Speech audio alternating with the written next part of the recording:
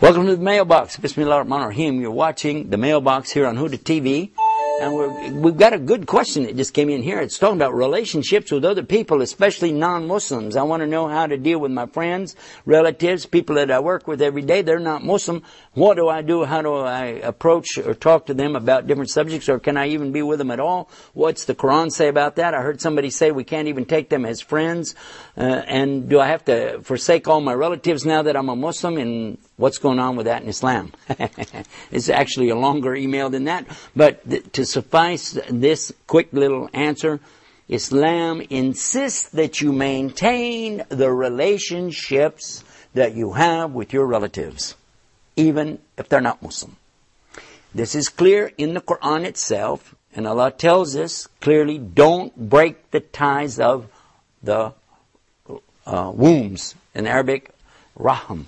Don't do that. Don't break these ties. It's very important. Stay hooked to your mom and your dad and your brothers and sisters and cousins and aunts and uncles and grandparents, and give them the best of treatment. Let them see Islam in you through your actions, and don't break the ties of the womb. Now, another one is when you're talking about your friends and people that you work with. Also, Islam is teaching us to have the best of character, to present the message of Islam through our actions and our good way. So if we're really living Islam, they could look at us and say, you know what?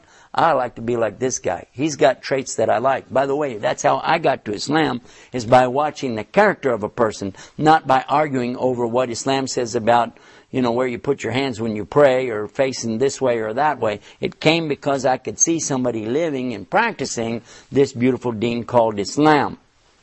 Now, when you want to talk about verses of the Quran said this or said that, first of all, it doesn't say it in English. What it's talking about in the Arabic language is wali. And wali has a special connotation when used in the Quran, especially when it's telling you that Allah is your wali. He is your protecting and close ally. The one you should trust as a Muslim is Allah to be your wali or ally. You don't take non-Muslim people to be in this position. In fact, sometimes you don't even want Muslims in that position. You want to talk to Allah. And then as far as bitana is another word used in another place in the Quran. It's talking about like the inner lining of your garment.